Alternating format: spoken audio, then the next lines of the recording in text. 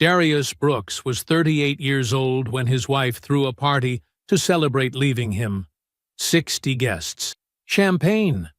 A rented rooftop venue in Buckhead. Her declaration to everyone they knew that she was ascending, and he was the thing being left behind.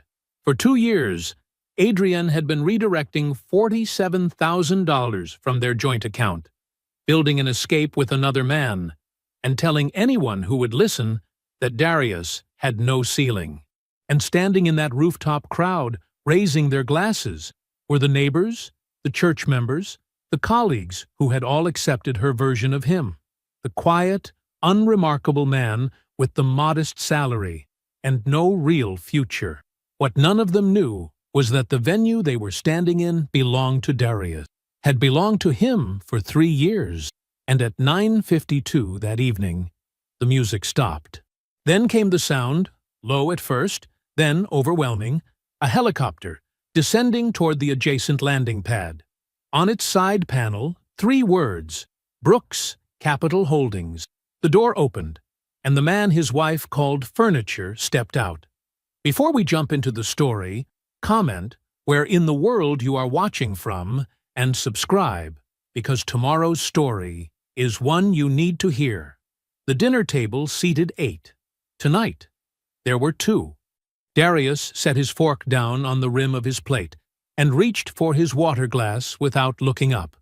Across from him, Adrian cut her food into pieces she wasn't eating. She was dressed for somewhere else, a deep green wrap dress, the gold earrings she saved for occasions, a light perfume that didn't belong in the house on a Tuesday night.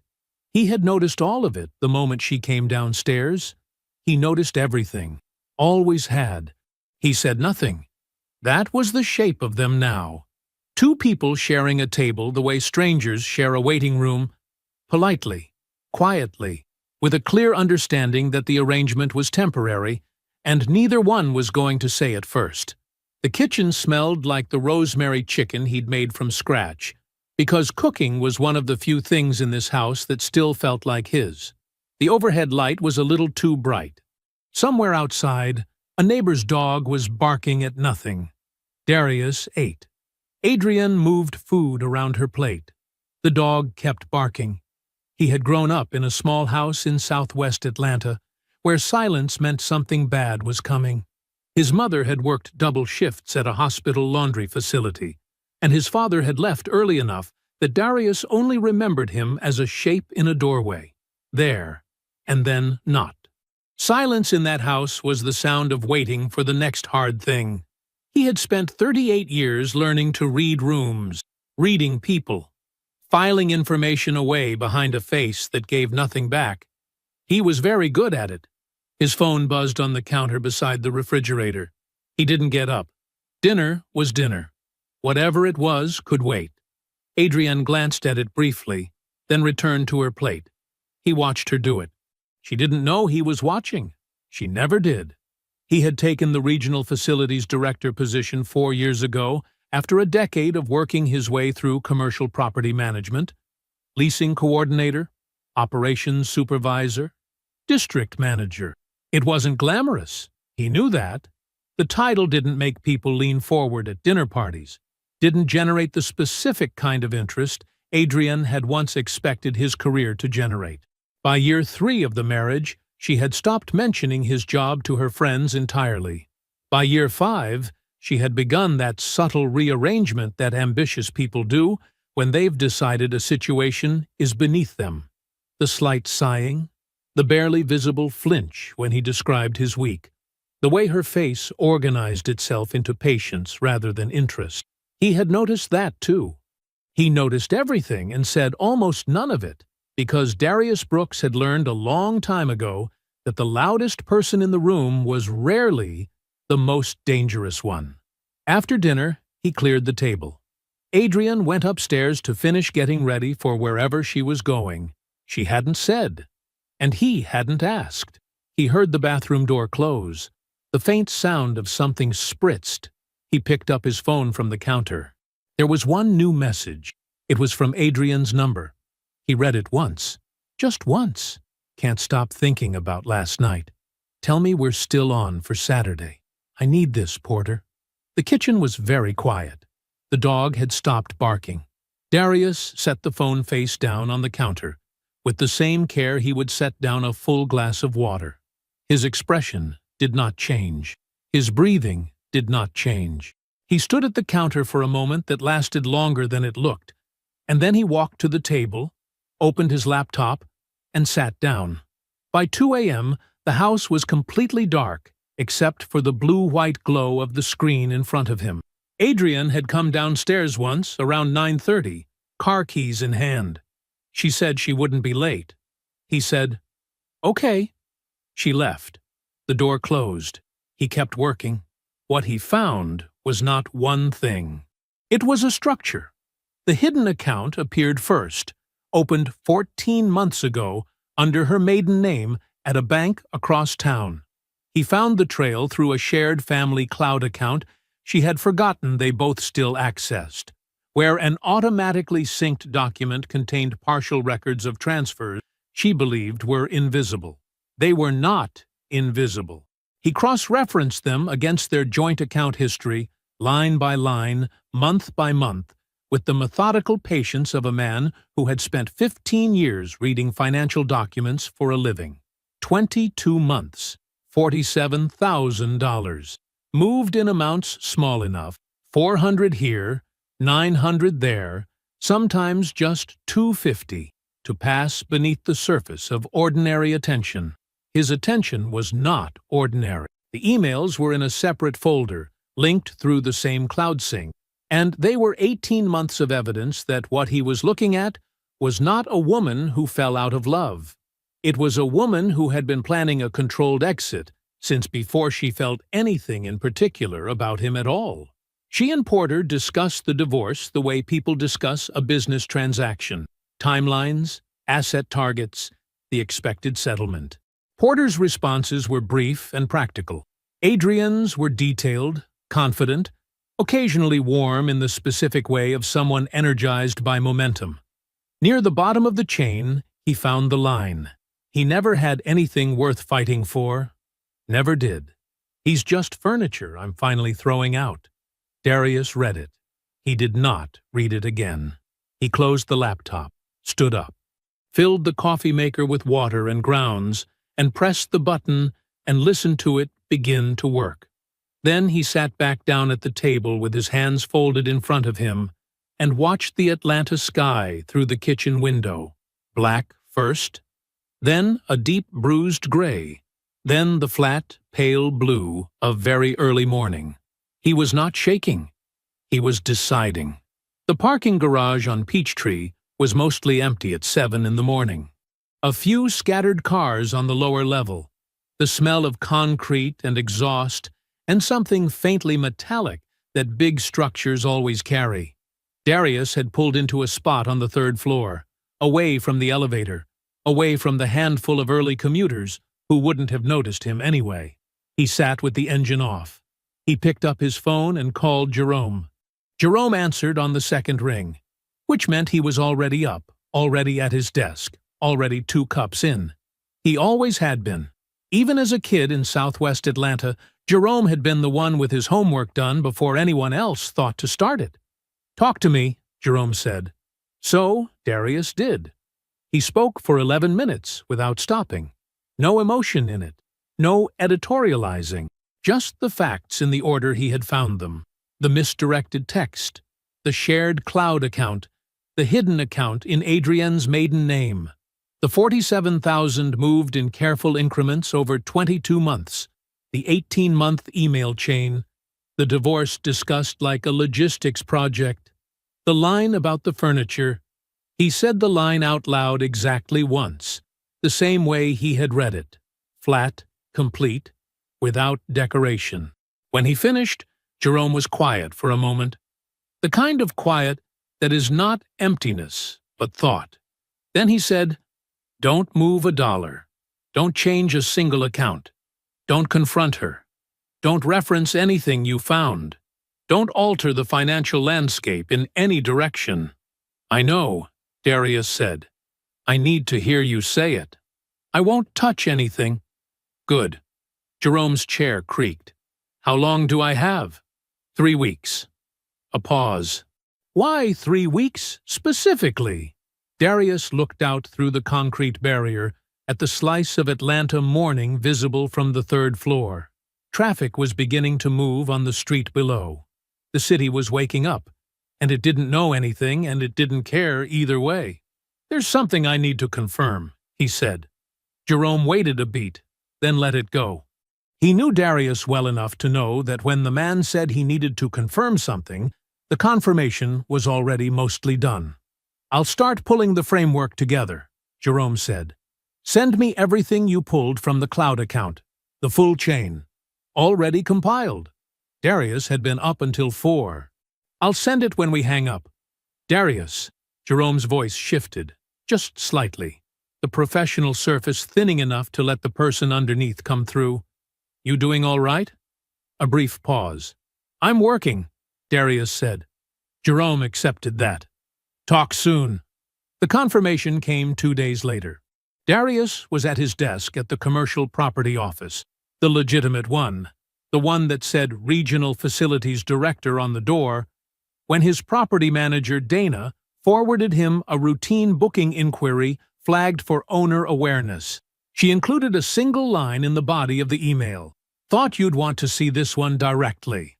The attachment was a venue booking confirmation for the Meridian. The Meridian sat on top of a 12-story building in Buckhead. A rooftop event space with a full bar setup, a retractable canopy, and a clear sightline to the Atlanta skyline that photographers had described in 2 separate magazine features as the best urban view in the city. It had been a Brooks Capital Holdings property for 3 years. Darius had acquired the building when the previous owner defaulted, renovated the rooftop space with operating profits, and turned it into one of the most sought-after private event venues in the metro area. He read the booking confirmation from top to bottom. Third-party event planner. Full venue buyout. 60 guests. A Saturday evening, 3 weeks out. Client name: Adrian Brooks. Event description: Liberation Celebration. He read that line twice, not because he needed to, because he wanted to be precise about what he was looking at. His wife had booked her divorce party in his building. She had no idea it was his building. That was the thing she didn't know, and had never known, because Adrian had decided who Darius was in year 2 of their marriage, and had never once revisited that decision. The Brooks Capital Holdings portfolio existed entirely outside the frame she had built around him. She had looked at a man she believed had a ceiling and stopped looking, and in the years her eyes were elsewhere, he had been buying the ceiling. He picked up his phone, called Dana. "Confirm the booking," he said. Dana paused for only a second. She was a practical woman. She had worked with Darius for 6 years. Full confirmation. Deposit processed. Full confirmation. Let the planner know we're looking forward to hosting. Understood, she said, without any additional comment, which was one of the many reasons she was excellent at her job. He ended the call, opened the filing folder he had started the night of the laptop, the one that lived on an encrypted partition on his personal drive, organized by date and category. He added the booking confirmation. He labeled it clearly. Then he closed the folder, closed the drive, and went back to work. He called Beverly from his car that evening, parked outside a gas station off Memorial Drive with the engine running and the heat on low. She listened to all of it without interrupting. The text, the emails, the $47,000, Porter, and finally the venue booking. He told it the same way he told Jerome: flat, precise, complete. When he finished, Beverly was quiet for 3 full seconds. Then she laughed. It came from somewhere deep, not cruel, but full. The specific, rolling satisfaction of someone watching a story arrive at the ending it had been building toward from the very first page. It lasted about 10 seconds. Then it stopped. "She booked her party in your building," Beverly said. "Yes, Darius." Her voice was different now, settled and direct. "What do you need from me?" he told her. The line went quiet. Not the laughing kind of quiet. The kind that meant she was taking it seriously, turning it over, measuring it the way their mother had always measured things. Not for what they looked like, but for what they were actually made of. "Are you sure?" she asked. "I've been sure," he said, "since 2 a.m. The divorce papers arrived on a Tuesday. Darius was at the front desk signing for a supply delivery when the courier walked in. The man checked his tablet, confirmed the name, and handed over the envelope with the practiced indifference of someone who had delivered bad news enough times that it had stopped registering as bad news at all. Darius signed the courier's form, took the envelope, set it on top of the supply delivery clipboard without opening it, and finished what he was doing first. Then he rode the elevator back to the 14th floor, sat down at his desk, and opened it. Adrian's attorney was a woman named Hargrove. Darius had heard the name before. Jerome had mentioned her once in passing, the way a careful man mentions a name he wants filed away. Aggressive asset discovery. Scorched earth negotiating. The kind of attorney you hired when you wanted the other side to feel the weight of the process before a single argument was made. He read through the filing. All of it. He set it on his desk when he was done, aligned the edges with the corner of his desk pad, and sent Jerome a single text. Papers arrived. Hargrove. Jerome responded in under a minute. Expected. We're ready. Darius put his phone face down and got back to work. Pamela called 4 days later. He hadn't spoken to her in almost 2 months. She had been a colleague years ago, before the paths diverged the way paths do. Not through conflict, but through the slow drift of different priorities. She had always been decent. She had watched the marriage from the outside with the kind of clear-eyed quiet that people who aren't inside a thing sometimes have. "I need to tell you something," she said, "and I need you to hear it before you hear it somewhere else. Go ahead." She told him about the invitations. 60 guests, their neighbors, church members, people from Adrian's office, people who had eaten food at Darius's table, who had parked in his driveway, who had shaken his hand at summer cookouts and Christmas gatherings. "Porter's going to be there," Pamela said. Her voice was careful. "She's presenting him like a—" She paused, looking for the right word. "Like an announcement." "I understand. I'm sending you a picture of the invitation," she said. I thought you should see it." The image came through 30 seconds later. Champagne glasses, gold graphic, clean design. The kind of thing someone put real thought into. At the top, "She's finally free." He looked at it for a moment. Then he saved it to the encrypted folder, filed it under the correct date, and labeled it. "Thank you, Pamela," he said. "I mean that." "You doing okay?" she asked.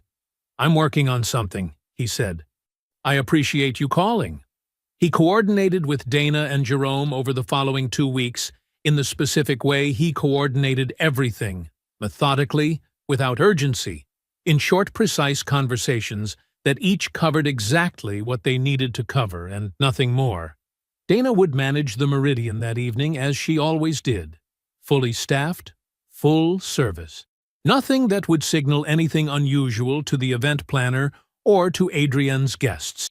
Jerome would be present, document case in hand, positioned and prepared.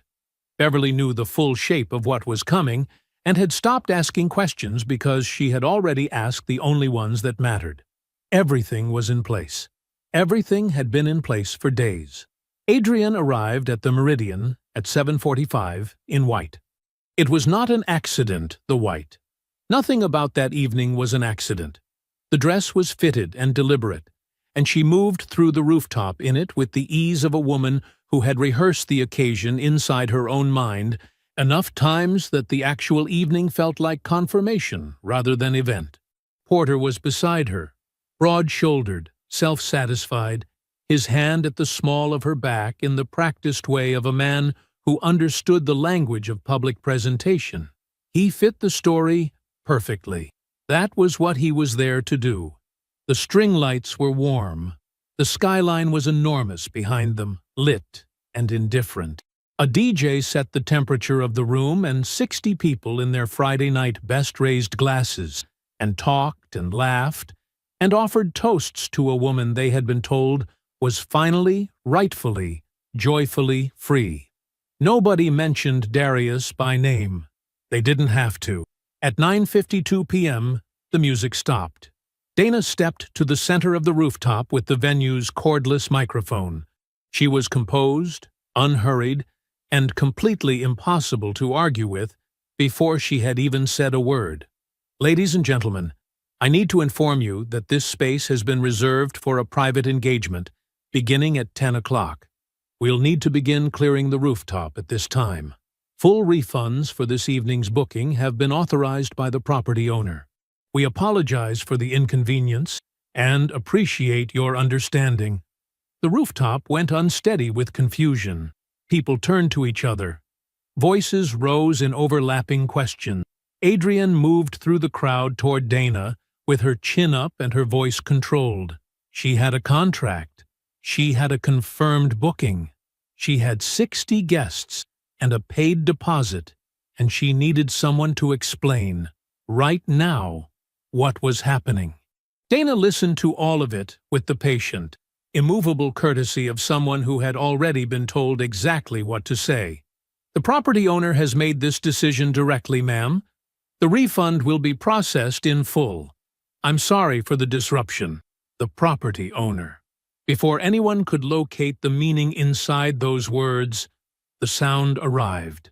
It came from below the skyline first, a low, rhythmic percussion, felt in the chest before it was understood by the mind. Then the downdraft hit. The string lights bent in long, sweeping arcs. Cocktail napkins lifted off tables and spiraled sideways. The hem of Adrienne's white dress pressed flat against her legs. A helicopter descended toward the landing pad adjacent to the building. The pad that had always been there. The pad Adrienne had walked past 2 hours ago without registering it as anything other than architecture. On the side panel of the aircraft, visible as it settled, a logo. Clean sans serif lettering, small and unflashy. Brooks Capital Holdings. The door opened. Darius stepped out. He was wearing a charcoal suit, perfectly fitted, no tie, top button open. He moved across the landing pad without breaking stride and without looking at anyone in particular, with the unhurried ease of a man conducting a routine visit to a property he owned, because he was. Jerome followed 2 steps behind, carrying a leather document case, his expression pleasant and entirely unreadable. Darius moved through the rooftop. Brief handshake with Dana. A slow, proprietary survey of the space, the bar setup, the canopy, the sight lines, the specific, casual inventory of someone who had approved the renovation budget for all of it. He did not go to Adrienne. He did not acknowledge Porter. Then he looked at her. Once, across the full width of the rooftop. It was not a performance. There was no triumph in it, no wounded drama. It was the look of a man in full possession of the complete picture, who no longer needed a single thing from the person standing across from him. Every email, every increment of stolen money. Every morning she walked past him without speaking. Every decision he made in the silence her contempt created. All of it, held in a single sustained look that said none of it out loud. He held it for 3 seconds. Then he looked away. He took out his phone, dialed, did not step aside. He stood where he was and spoke at a volume the immediate circle could hear clearly. His eyes found Deborah, Adrienne's mother, standing 6 feet away with a champagne flute she had entirely forgotten she was holding. The property your daughter filed a claim on is a separate LLC asset, he said, calm and unhurried, established before any marital funds were involved. Her attorney will have the full documentation by 8 tomorrow morning. A pause. She planned her liberation celebration in my building. I thought you should know that before you left. He ended the call, pocketed the phone. He looked at Porter once, not with anger, Not with contempt, with the specific, complete absence of expression that communicates something far worse than either total irrelevance. Porter had taken one careful step backward. His hand was no longer at the small of Adrienne's back. Darius nodded to Dana. Then he turned and walked back across the rooftop. The same pace, the same quiet authority, and boarded the helicopter. The door closed. The rotors accelerated. It lifted into the Atlanta night, banked south, the logo catching the city light for one long, visible moment. Then the dark swallowed it whole. On the rooftop, nobody spoke. The string lights were still moving in the fading downdraft. The DJ's equipment sat untouched. 60 people stood inside a building they now understood belonged to the man they had spent the evening toasting the absence of. Porter looked at his phone, found something on the screen that required his immediate attention somewhere that was not here. Adrienne did not move. The champagne in her glass had gone flat. The Atlanta skyline glittered behind her, vast and indifferent. Somewhere to the south, a helicopter was already gone. She stood at the center of everything she had arranged, and for the first time since she had decided Darius Brooks had a ceiling, she was not sure of anything at all. The call came in at 6:47 a.m. Hargrove was already at her desk when her phone rang. She was always at her desk, which was part of what Adrienne was paying for. She listened to the summary without interrupting. The helicopter, the logo, the property manager, the announcement about a separate LLC, Deborah standing there with a champagne glass she couldn't put down. When Adrienne finished, Hargrove said, "Send me everything you have on the Meridian venue and any LLC filings you're aware of under his name." Adrienne said she didn't have any LLC filings. She didn't know about any LLC. There was a pause on Hargrove's end that lasted exactly long enough to mean something. "I'll call his attorney," Hargrove said. "Don't talk to anyone today." Jerome answered on the second ring. He listened to Hargrove's opening with the pleasant, unhurried attention of a man who had been expecting this call for 3 weeks and had already decided how it would go. Hargrove was professional and precise. She laid out the position cleanly, identified Brooks Capital Holdings as a potential marital asset on the basis of its formation during the marriage, and requested a full disclosure of the LLC's founding documentation, capitalization records, and operational financials. Jerome said he would be happy to provide full documentation at the appropriate stage of proceedings. Hargrove asked if he could tell her anything preliminary about the company's founding capital, specifically whether any marital funds had been used in the LLC's formation. Jerome said he could tell her the documentation would speak for itself. Hargrove tried 2 more angles. Jerome was cordial for both of them. When she pushed on the timeline of the LLC's formation, he said, "We'll see you at the deposition, counselor. I think you'll find the record very thorough." He wished her a good morning and ended the call. The record was more than thorough. It was 8 years deep and clean at every layer. The origin of Brooks Capital Holdings was not complicated. It was simply not visible, because Darius had understood, early and without bitterness, that anything he named out loud inside his marriage would be assessed, found insufficient, and filed away as evidence of his limitations. He had stopped naming things out loud in year 2, when he brought Adrienne a business concept he had spent 4 months developing, and she listened with the polite, pained patience of a woman waiting for her turn to explain why the timing wasn't right, why the numbers were soft, why they should focus on stability before anything else. He had nodded. He had folded the pages. He had not brought it up again. He had simply started building. The seed capital came from Beverly. 3 years before the marriage, Beverly had received a legal settlement, a premises liability case that took 4 years to resolve, and paid out in a single lump sum that she held in her own account and thought about carefully for 6 months before she called her brother. The gift was documented in writing. It named the amount, the source, the recipient, and the intent. It was signed, notarized, and filed with Jerome at the time of transfer. The money moved into a dedicated account under Darius's name, separate from anything he and Adrienne would later share, and it sat there untouched for 11 months while he identified the right property.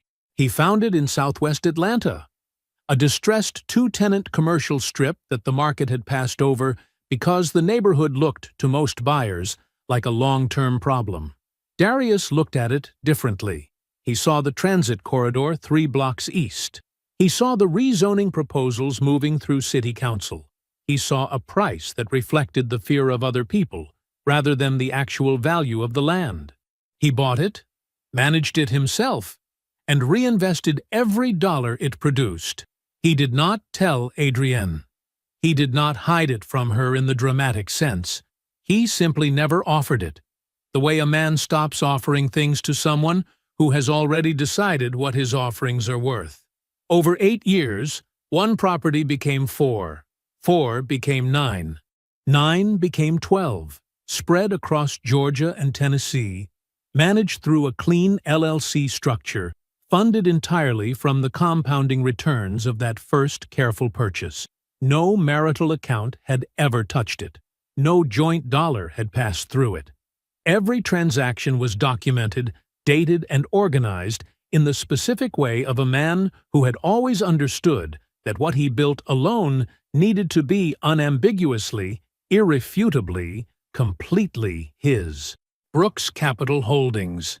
Net asset value, $4.2 million. The marital assets Adrienne had built her entire strategy around, the house, the joint savings account, totaled $441,000. She had spent 2 years engineering a financial extraction from the wrong number. Jerome set the completed binder on the desk between them. It was thick.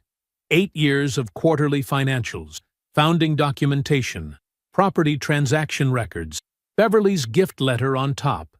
Everything in sequence, everything clean. Her attorney is going to argue commingling, Jerome said. She'll say the LLC appreciated during the marriage, and that creates an equitable claim. Darius looked at the binder. He picked it up, felt the weight of it, set it back down. "Let her," he said. He closed the folder. He was ready. Jerome introduced Webb on a Tuesday morning, in a corner office that smelled like coffee and old paper. Webb was a compact man, mid-50s, with the kind of face that gave nothing away, not unfriendly, just economical.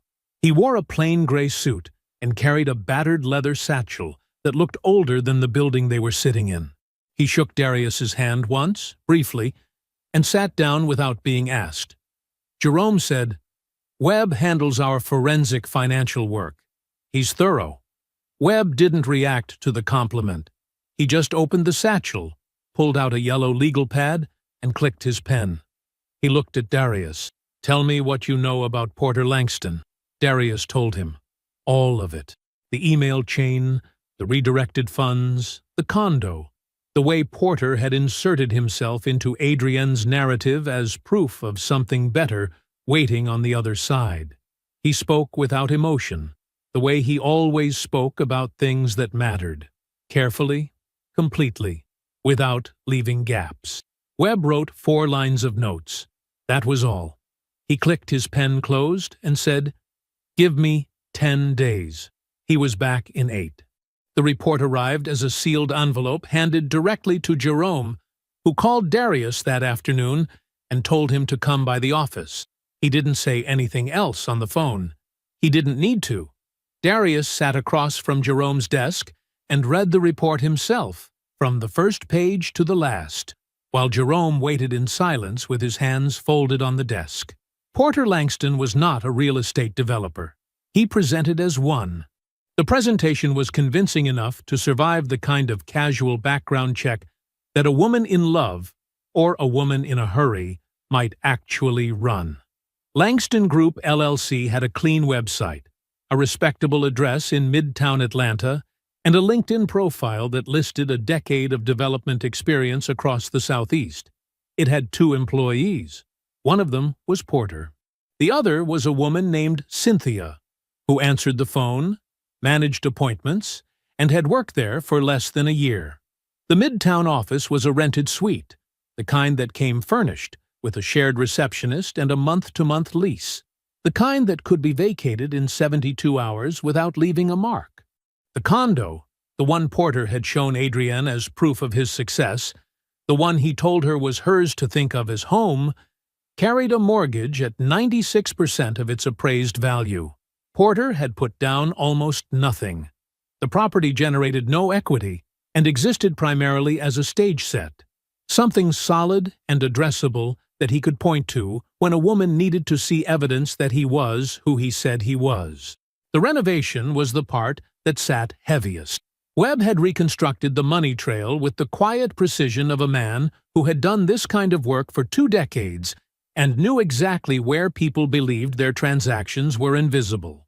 The renovation of the condo, the new kitchen, the bathroom retile, the hardwood floors Adrienne had described in one of her emails to a friend as, finally, something real, had been funded almost entirely from the $47,000 she redirected from her own marital household account. Her money, moved in small amounts over 22 months, deposited into the account in her maiden name, withdrawn in tranches that aligned, almost dollar for dollar, with the contractor invoices Webb had located through public permit filings. Porter hadn't given her anything. He had accepted her stolen money, handed it back to her in the form of a renovated kitchen, and allowed her to experience it as his generosity. He had taken her contempt for her husband, her need to believe she was ascending, and her willingness to move fast, and he had monetized all three with the practiced efficiency of someone who had done it before. Because he had.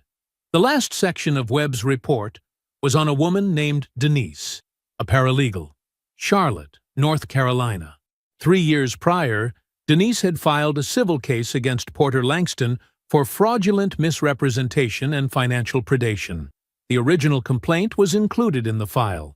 12 pages, methodical and precise, the kind of document that a person writes after months of collecting themselves and deciding they are not going to be quiet about what happened to them.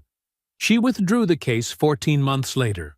The report noted simply, plaintiff cited financial strain and process fatigue as reasons for withdrawal. The legal system had not failed Denise dramatically. It had simply outlasted her. That was its own kind of failure, quiet and total. Webb's analysis linked the two situations, Denise and Adrienne, through a documented financial pattern that was identical in its sequence.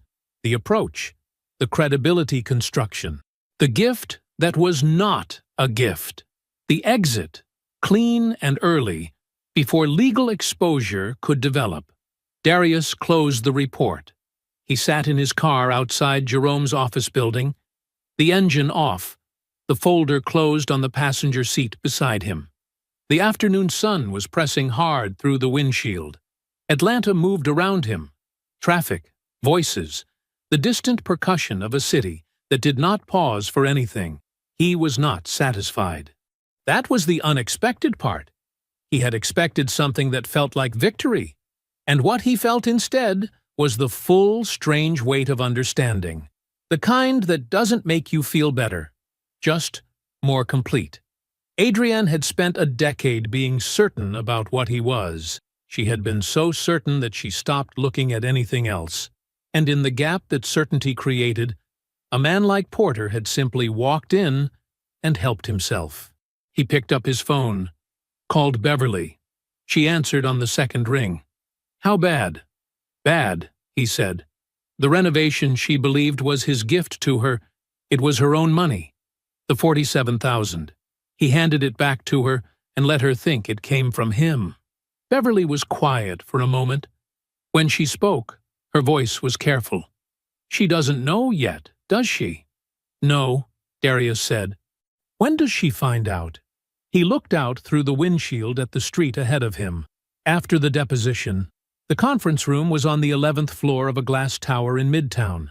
Neutral, deliberately so. The kind of room designed to belong to no one, with gray carpet, recessed lighting, and a long rectangular table that could have been in any office building in any city in America. A water pitcher sat in the center, 4 glasses, a box of tissues that nobody would touch. Hargrove and Adrian were already seated when Darius and Jerome walked in. Adrian looked up when the door opened. Something moved across her face. Quick, almost invisible, the kind of micro-expression a person produces when reality arrives slightly ahead of their preparation for it. She had known he would be here. She had prepared for it. But knowing and seeing are 2 different things, and Darius could tell from the half-second pause in her composure that the helicopter had changed something in the geometry of how she looked at him. He had not been the man she expected him to be that night. He was not being that man now either. She recovered, smoothed the front of her blazer, looked down at the legal pad in front of her. Darius set his phone face down on the table and sat across from her without a word. Jerome placed his document case beside his chair, greeted Hargrove with the pleasant nod of a man who has nothing against her personally, and poured himself a glass of water. Hargrove opened the proceedings with the focused energy of someone who had spent the previous 2 weeks constructing an argument and was confident in its foundation. She was direct. She was thorough. She had done her homework. Her position was straightforward. Brooks Capital Holdings was formed during the marriage. Under Georgia law, assets acquired during a marriage are presumed marital property, subject to equitable division. The LLC had grown substantially in value during the years Adrian and Darius shared a household, shared expenses, and functioned as a legal and financial unit. Whatever its origins, its appreciation occurred within the marriage. Adrian was entitled to an equitable share. She delivered all of it cleanly. No theater, no excess. Just the argument, laid out in sequence. Jerome listened with his hands folded on the table. When Hargrove finished, he said, "Thank you," with the genuine courtesy of someone who appreciated a well-organized presentation. Then he opened his document case. He did not rush. The first document he placed on the table was a single letter, 2 pages, dated 9 years ago, notarized and co-signed by an Atlanta attorney who had since retired, but whose signature was entirely verifiable. It was a gift letter. Beverly's name was at the top. The letter documented the transfer of funds from Beverly's legal settlement to a separate account held solely in Darius's name, predating the marriage by 14 months. The letter specified that the transfer was a gift, not a loan, with no expectation of repayment and no claim against future assets. Below the gift letter was the bank record showing the account's opening date, its balance, and the date of Beverly's deposit. Jerome set the LLC formation documents beside it. The founding date, the capital contribution, the source account, matching the pre-marital gift account, dollar for dollar. Then came the financials, 8 years of them, annual statements, quarterly breakdowns, acquisition records, operating accounts. Jerome arranged them in chronological order, with the unhurried precision of a man who had organized them 100 times in preparation and could have done it in his sleep. Every property acquisition, every dollar reinvested, every account that had ever touched Brooks Capital Holdings money. Not one of them connected to the joint marital account. Not one of them showed a transfer from any fund Adrienne had ever contributed to or had access to. The LLC had been built inside a financial architecture that was entirely separate from their marriage, not by accident and not by deception, but by discipline. The paper trail didn't just support Darius's position. It closed every door Hargrove had been planning to walk through. Jerome folded his hands again and said nothing. He let the documents sit. Hargrove studied the records for several minutes. The room was very quiet. Then Jerome reached into the document case a second time and placed another folder on the table. No one had asked for it. He set it down with the same calm deliberateness as everything else. Just another document. Just another fact requiring acknowledgement. "This is separate," he said pleasantly. It pertains to a counterclaim. He opened the folder himself and turned it so Hargrove could read the top page. 22 months of transfers from the joint marital account into an account held in Ms. Brooks's maiden name. The total is $47,230. We've traced the withdrawals through Webb Financial Forensics. He tapped the second page. Webb's reconstruction, laid out in columns so clean they were almost elegant. Under Georgia law, the deliberate redirection of marital funds for a non-marital purpose constitutes dissipation of marital assets. We'll be entering this into the record. Hargrove looked at the folder. She looked at Jerome. She asked for a recess. Jerome refilled his water glass. He sat back in his chair and looked at nothing in particular, patient as furniture.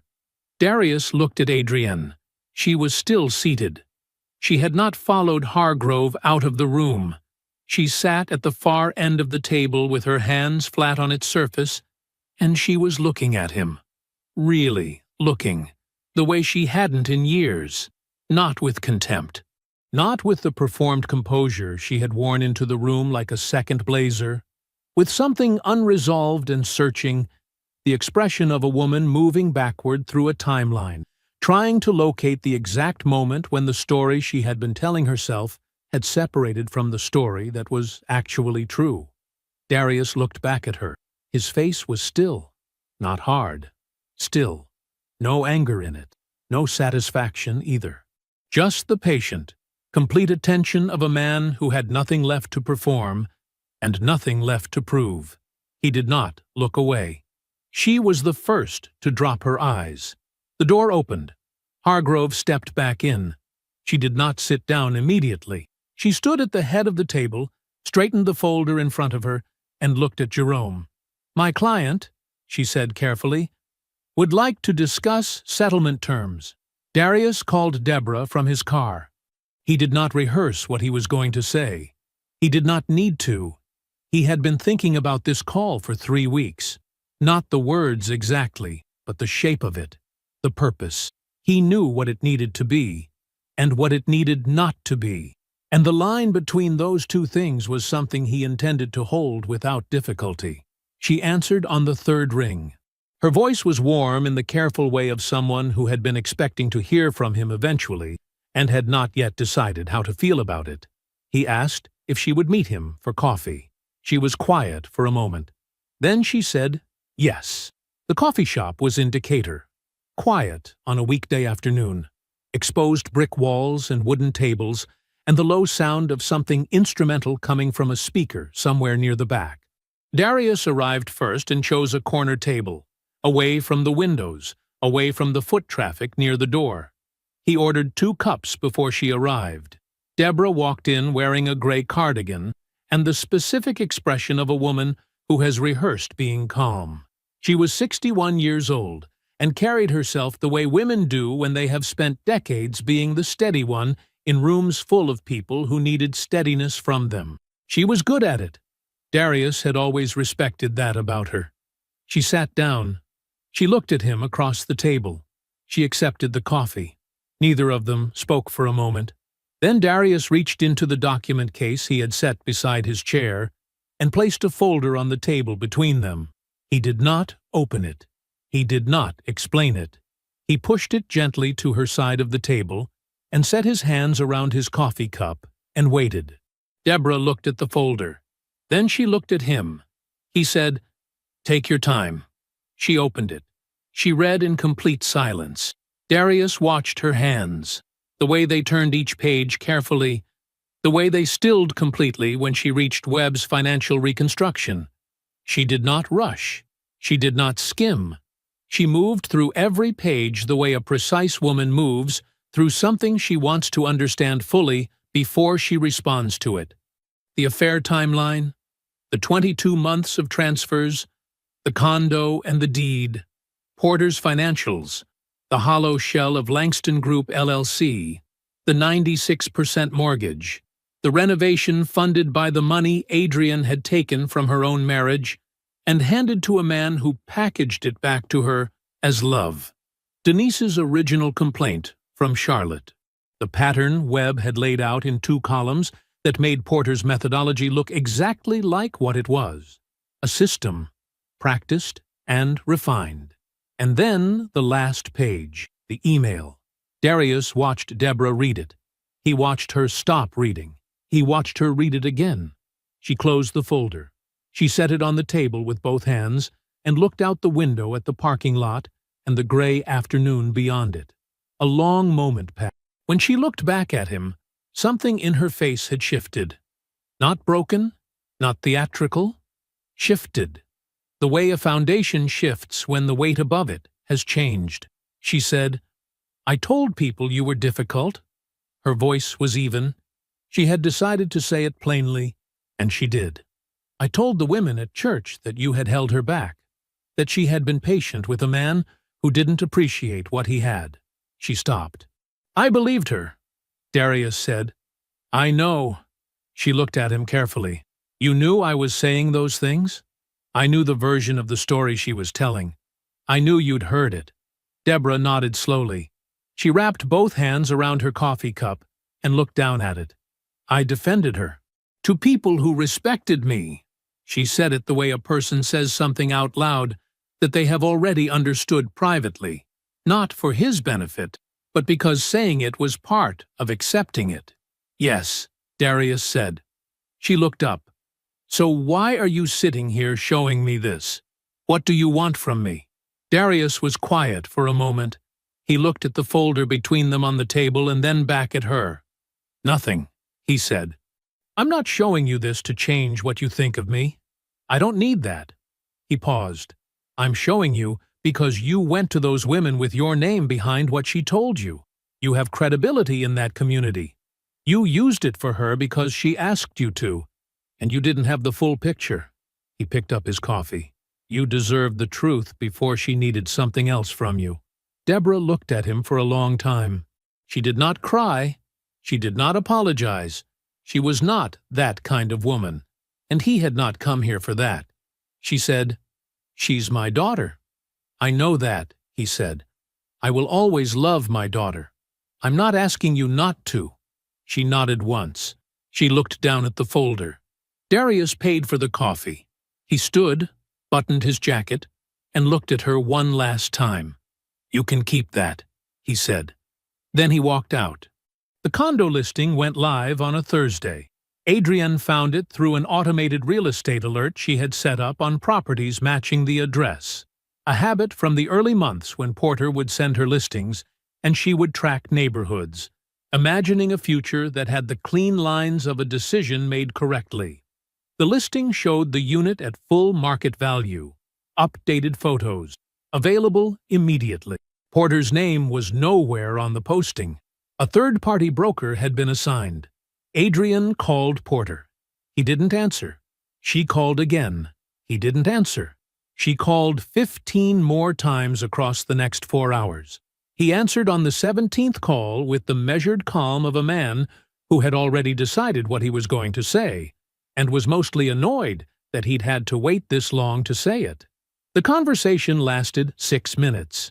She did not tell Beverly the specifics of what he said, but Beverly didn't need them. Adrienne called Beverly at 8:47 that evening. Beverly was in her kitchen when the call came in. She looked at the name on the screen for one moment, then answered with the warm, unhurried voice of a woman who had all the time in the world. Adrienne talked. Beverly listened. She asked the right questions in the right places, not to extract, but to open doors that Adrienne was already walking through on her own. She offered nothing of substance. She gave no opinions, no information, no indication of what she knew or didn't know.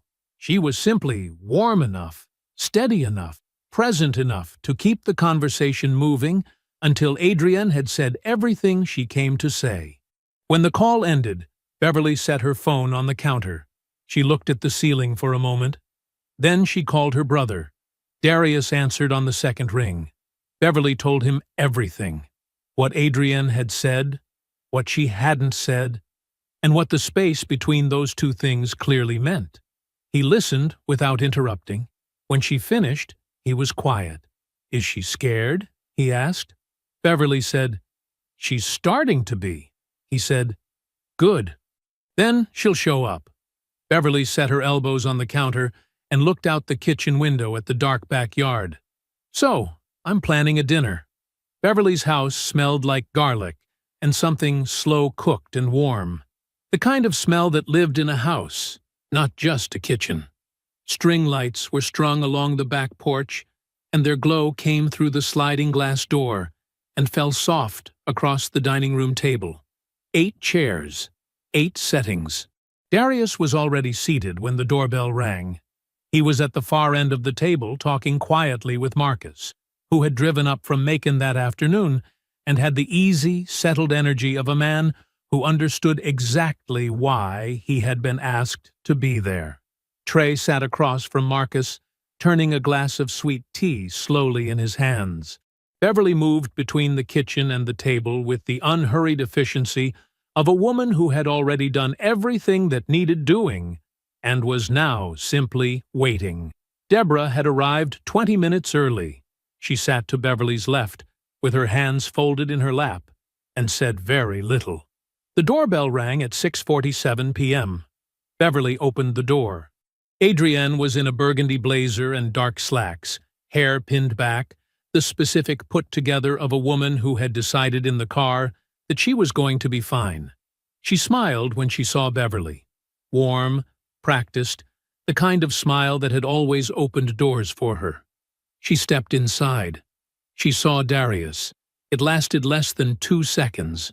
The thing that moved across her face. A small, rapid rearrangement. Not fear, not guilt. Something more like calculation. The private internal machinery of a woman who has just realized the room is configured differently than she expected and is already building a response.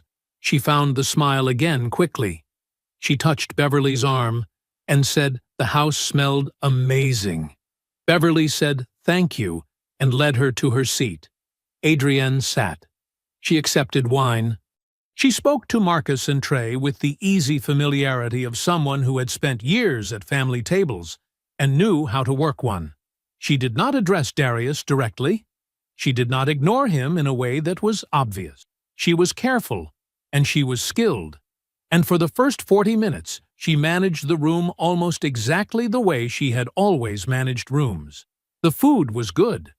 The conversation stayed light. Marcus told a story about his youngest son. Trey laughed at something Adrienne said about city parking. Beverly kept the plates full and the wine poured. Darius ate and said very little and watched everything. At the 43-minute mark, Deborah set her fork down. The sound of it, the small, deliberate sound of silver against ceramic, moved through the room and settled. Beverly heard it and stopped reaching for the breadbasket. Marcus looked up. Trey went still. Deborah looked at her daughter. She did not raise her voice. She had never needed to raise her voice to be heard. She spoke in the same even tone she used in every serious conversation she had ever had. The tone of a woman who had already decided what needed to be said and had made peace with the cost of saying it. She recited what she had learned, not dramatically, not with accusation building toward a crescendo. She said it the way a woman reads a record she has memorized, plainly, completely, in sequence. The timeline, the transfers, 22 months, $47,000, the condo and whose name was on it, Porter's company, and what it actually was, the woman in Charlotte, the renovation paid for with Adrienne's own stolen money, returned to her as a gift by the man who took it, and then the email. She quoted it from memory, word for word, without looking away. Adrienne set her wine glass down. She said the folder was one-sided. She said context mattered. She looked to Marcus and said Darius had always kept her at a distance, that the marriage had problems she didn't cause alone. Marcus looked at his plate. She looked to Trey. Trey turned his glass slowly and said nothing. She looked at Beverly. Beverly looked back at her and did not look away. The table had withdrawn, not cruelly, not with ceremony. It had simply stopped offering her the foothold she was reaching for, one by one, until she was standing in the center of a room that was no longer arranged around her version of events. Deborah picked up her fork and resumed eating. Then Darius set down his own fork. Quiet. Deliberate. He looked at Adrian. He said, "You decided I had a ceiling early, before you had any real reason to. And once you decided, you never went back to check if you were right. Even when the evidence was telling you something different. You'd already written the story. I was the limitation in it." He paused. "So I stopped trying to show you anything. I built what I built without asking for your belief, because your belief stopped being something I needed." The room was completely still. "You can have the house," he said. "Keep everything you fought for. All of it." He picked up his napkin, folded it, and set it beside his plate. "I'm done with everything that was small." He stood. He looked at Beverly and said dinner was excellent. He shook Marcus's hand across the table, then Trey's. He looked at Deborah, and his voice dropped to something quiet and direct. "Thank you," he said. He did not look at Adrian again. He walked out of his sister's house, and the front door closed behind him, and the night outside was wide and dark and his. At the table, no one spoke. Adrienne sat in the center of the room, the blazer still neat, the wine still in her glass. Every surface of the space she had believed she could manage now completely and irrevocably still. Jerome's phone rang at 8:04 a.m. He was already at his desk. He had been at his desk since 7, which was habit, which was how he had always operated. He let it ring twice, then answered. Hargrove's voice was measured, professional. She had the particular flatness of a woman who had walked into a room expecting leverage and left with none, and had spent the night deciding how to position what came next. She said her client was prepared to accept a settlement, the shared home, the outstanding mortgage assumed in full, a cash disbursement of $18,000 from the joint savings account. Jerome listened without interrupting. When she finished, he said, "We'll need that in writing by end of day." Hargrove said she understood. Jerome said, "The LLC is not part of this conversation. It was never part of this conversation." A pause. Then, "Understood." He ended the call. He set his phone on the desk and sat for a moment with his hands folded, looking at the window. Then he opened his files and got back to work. The condo listing went live on a Tuesday. By Thursday, it had passed through the same channels that the Liberation Celebration invitations had traveled 6 weeks earlier. The same group texts, the same neighborhood networks, the same professional contacts who had lifted their glasses and toasted Adrian's freedom. The property was listed under Porter's name alone. Adrian's contribution to the renovation was not mentioned. It never would be. People noticed the discrepancy without being told to notice it. That was how these things worked. The listing circulated. Questions followed. The questions found answers in conversations that Deborah was already having. She did not post anything. She did not broadcast. She sat across from women she had known for 20 years in the same church fellowship hall where she had defended her daughter's version of the story, and she corrected the record the same way she had damaged it, directly, quietly, with the full weight of her credibility behind every word. She told them what she had seen. She told them what the documents said. She told them she had been wrong about Darius Brooks, and she said it without qualification, because Deborah was not a woman who issued half apologies. Beverly worked differently. She made calls to people who had respected Darius for years and watched him get replaced in the social narrative with a version of himself that bore no resemblance to the man they knew. She didn't dramatize, she just told them what happened. She told them about the building. She told them about the company. She told them what Porter actually was. Marcus and Trey handled the men in the direct, economical way that men in their circle communicated. Over phone calls, over lunch, in 2 sentences when 2 sentences were enough. You know what Darius built? You know what she did with the money? You know what that man Porter actually is? The answers moved through the network and settled. No posts, no public confrontations, no screenshots shared to 100 strangers. Just the truth, moving person by person, the way the lie had moved, and sticking. The way truth sticks when the people carrying it have nothing to gain from it except their own integrity. Jerome's letter to the managing director of Adrienne's marketing firm was 3 paragraphs long. It introduced Brooks Capital Holdings. It expressed interest in building partnership relationships with firms serving the company's growing tenant base. It was cordial and completely professional and contained no mention of Adrienne Brooks by name. The managing director received it on a Wednesday morning. She read it once. She pulled up the Brooks Capital tenant list, which was publicly available through commercial real estate filings. Then she pulled Adrienne's client roster. The overlap was immediate. She did not fire Adrienne. She was not that kind of manager, and the firm was not that kind of firm. But by the following Monday, 3 of Adrienne's 4 largest accounts had been quietly reassigned to a senior colleague. Adrienne was informed that the realignment reflected a restructuring of the client services division. No one raised their voice. No one said Darius's name. The accounts were simply gone. The package to Charlotte went out on a Friday through Jerome's courier service, addressed to Denise, marked personal and confidential.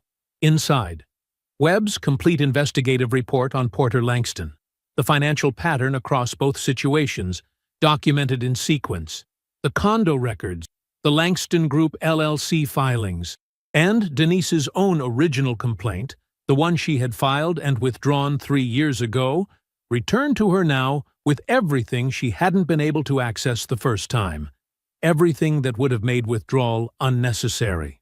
Jerome's cover letter was 4 sentences. It identified the sender as legal counsel in a separate matter involving Porter Langston. It stated that the enclosed documentation had been compiled in connection with that matter and was being shared because the recipient was owed information that had not been available to her when she needed it. It included no instructions. It made no requests. It ended, "We wish you well." Denise received the package on her lunch break. She was a paralegal. She had worked for a litigation firm for 9 years. She opened the envelope at her desk, cleared a space, and read through every page with the careful, unhurried attention of someone who had been waiting a long time to see exactly this kind of documentation. When she reached the last page, she set it down. She sat for a moment. Then she reached for her phone and called her attorney. In Houston, Porter's phone buzzed on the nightstand with a notification he did not yet understand. The machinery was in motion. The conference room on the 14th floor had glass on 3 sides. Below it, the Cumberland River moved through the city in wide, slow curves, gray-green in the afternoon light, unhurried, the kind of water that had been going where it was going for a long time and had no need to announce it. Nashville spread out in every direction beyond the glass, building cranes, new construction, the particular skyline of a city in the middle of becoming something larger than it used to be. Darius recognized that energy. He had built inside it his entire adult life. He was in a meeting, 4 people across the table, a commercial broker, a civil engineer, and 2 members of his acquisitions team who had relocated from Atlanta 6 months ago when the satellite office opened. The conversation was about a 14th property, a mixed-use building in Germantown, 2 blocks off the main corridor, undervalued by a market that hadn't caught up to the neighborhood yet. The kind of asset Darius could read in 10 minutes and had been reading correctly for 8 years. He listened more than he spoke. That had always been his way. When he did speak, the room adjusted. Not because he raised his voice, he didn't, but because the people in that room had sought him out, had read his track record, and made their own decisions about what his words were worth. And so when he offered an opinion, it landed with the full weight of everything he had demonstrated before he said it. This was what he had built. Not just the properties, not just the portfolio. This, the room, the posture, the complete absence of any need to prove himself to anyone sitting in it. The meeting ended at 3:15. The broker shook his hand and used the word visionary. Darius thanked him without agreeing or disagreeing and walked him to the elevator. The office was quiet after they left. He stood at the glass for a moment, looking at the river. Jerome appeared in the doorway behind him, no longer just his attorney, but his named operational partner, a title that had been accurate for years before it was ever official. Jerome set a folder on the conference table. Acquisition 13's closing documents, fully executed. 13, Jerome said. Darius looked at the folder. 14's better. Jerome smiled.